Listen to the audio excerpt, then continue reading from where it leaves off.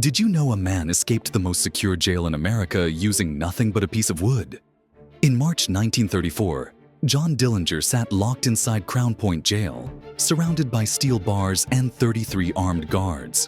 The warden called it escape-proof, triple-lock cells, round-the-clock patrols, bulletproof glass. But Dillinger wasn't panicking. He was planning. For weeks, he studied every guard rotation, memorized their schedules, noted when they got lazy. Then, he carved a fake pistol from a wooden washboard, blackened it with shoe polish.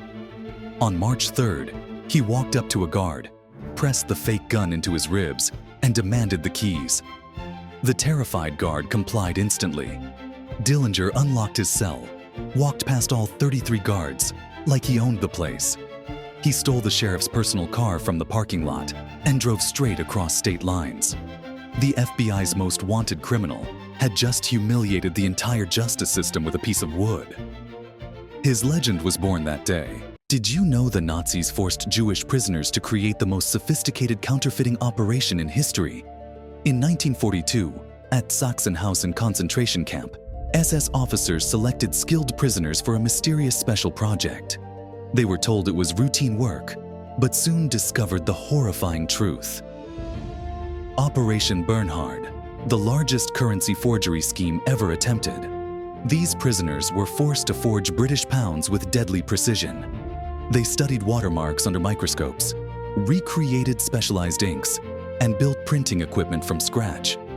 The operation produced 134 million pounds in perfect counterfeit currency. The goal was to flood global markets and collapse the British economy entirely. The forgeries were so flawless that even banks couldn't detect them. Prisoners faced an impossible choice: refuse and face execution, or help destroy allied nations. They worked knowing each perfect bill could fund Nazi operations. When the war ended, investigators discovered warehouses filled with fake currency. The prisoners had created counterfeits so perfect they nearly changed history. Did you know legitimate shareholders once held Japan's biggest corporations hostage, using nothing but briefcases and business suits? In the 1970s, men called Sokaya infiltrated corporate boardrooms across Japan. They looked like ordinary businessmen, complete with pressed suits and polite bows. But these were organized crime members with a brilliant scheme. They bought minimal shares in major companies like Sony and Toyota, just enough to attend shareholder meetings. Then they did their homework, digging up every corporate scandal and executive secret they could find. When meeting day arrived, they made their move. Pay us millions in consultation fees, or we expose everything in front of your shareholders. The threat of public humiliation was devastating in Japanese business culture. Sony paid. Toyota paid. Dozens of major corporations quietly handed over fortunes. For years, these criminal shareholders collected millions while executives sat helplessly. The perfect blend of traditional organized crime and modern corporate exploitation. Until Japan finally passed laws to stop them. Did you know a man hijacked a plane and vanished into thin air, becoming America's only unsolved air piracy case?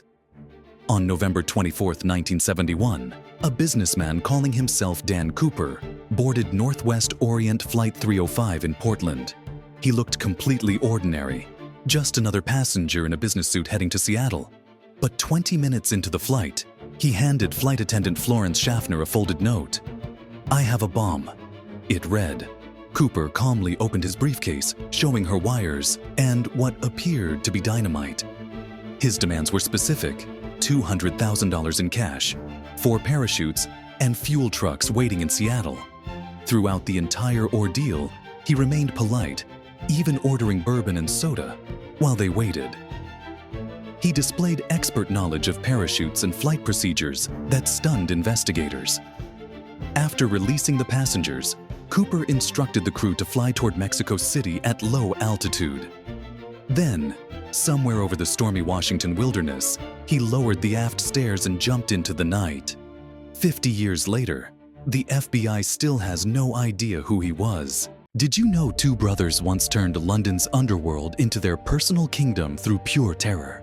In the 1960s, Ronnie and Reggie Kray owned the hottest nightclubs in London's East End. Celebrities flocked to their venues. Politicians shook their hands. They looked like successful businessmen. But behind the glamour was a protection racket built on violence. Shop owners who refused to pay found their windows smashed, their businesses burned. The twins expanded block by block, collecting tribute from anyone who wanted to operate in their territory. They connected with American mafia families, dealing weapons across international borders. Then came the night that changed everything. March 9th, 1966, at the Blind Beggar Pub. Ronnie Kray walked in and shot George Cornell point blank in front of a room full of witnesses. Nobody said a word. The entire community lived in fear. For 3 years, their code of silence held. Until finally, witnesses found courage to testify, sending both brothers to prison for life. Did you know the world's most sophisticated jewel thieves pulled off a $3 million heist in under 2 minutes? In 2003, 4 men walked into Dubai's Wafi City Mall looking like ordinary shoppers. They were actually the Pink Panthers, the most wanted criminal organization on Earth. For months, they had studied every security camera, memorized guard rotations, and identified the perfect moment to strike. At exactly 2:15 p.m., they approached Graf Diamonds when the store was most vulnerable. Suddenly, they pulled out hammers and smashed every display case in sight. Customers screamed and fled as glass exploded everywhere. In 90 seconds, they grabbed $3.2 million worth of diamonds. Then came their escape. Motorcycles waited outside, fake police uniforms ready. They vanished into Dubai's traffic maze before real police even arrived. Within hours, Interpol launched the largest international manhunt in history. This single heist made the Pink Panthers legendary. Their precision was flawless, their execution perfect. Did you know the largest airport heist in history was planned over dinner conversations and coffee breaks? December 11th, 1978, JFK Airport's Lufthansa cargo building hummed with routine night shift activity. Workers processed shipments, unaware that Jimmy Burke's crew had been watching their every move for months. Louis Werner, a Lufthansa employee drowning in gambling debts, had become their inside man. He revealed the secret: $5.8 million in cash and jewelry arriving from Germany. At 3:12 a.m., 6 masked gunmen stormed the cargo facility. 10 employees were forced to the ground at gunpoint, while Burke's crew disabled alarms and security cameras.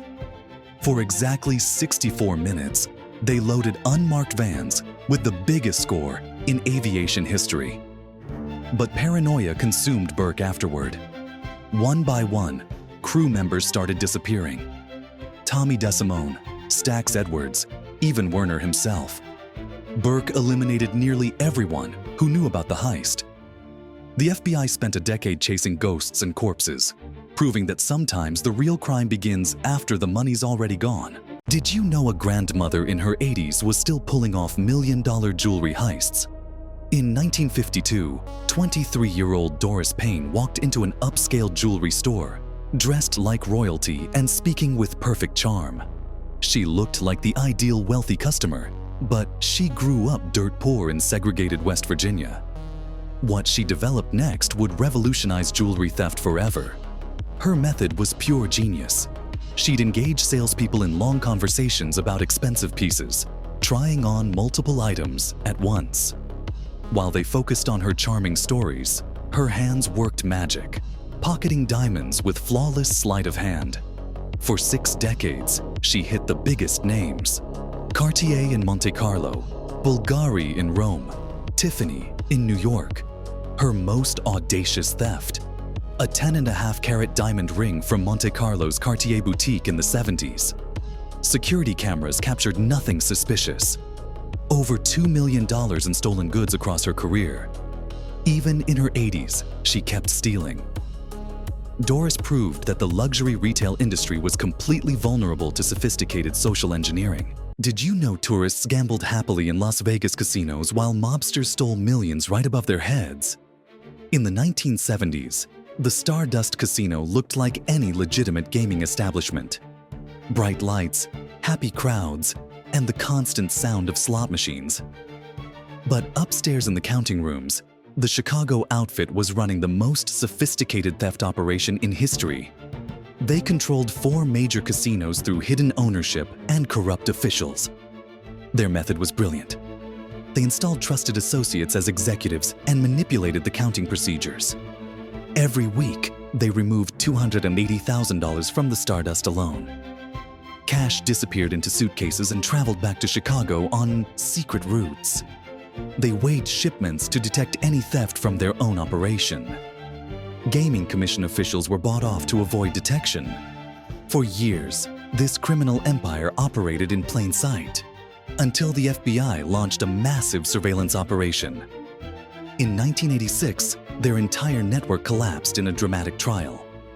The house always wins, unless the house itself is crooked. Did you know America's most feared gang operated from innocent-looking dry cleaning shops? In 1927, the Bernstein brothers ran legitimate businesses on Detroit's Lower East Side.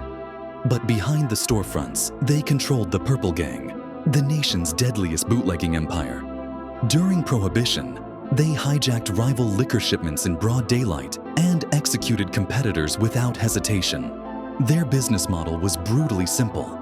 Import premium Canadian whiskey across the Detroit River, distribute to Midwest speakeasies, and eliminate competition through calculated violence. The Cleaners and Dyers War left bodies scattered across the city as they expanded their territory. But their reign ended with the Collingwood Manor Massacre on September 16, 1931. They lured 3 rivals to an apartment meeting, then multiple gunmen executed them in cold blood. The crime scene shocked even hardened Detroit police officers. Within months, FBI pressure intensified and members turned informant.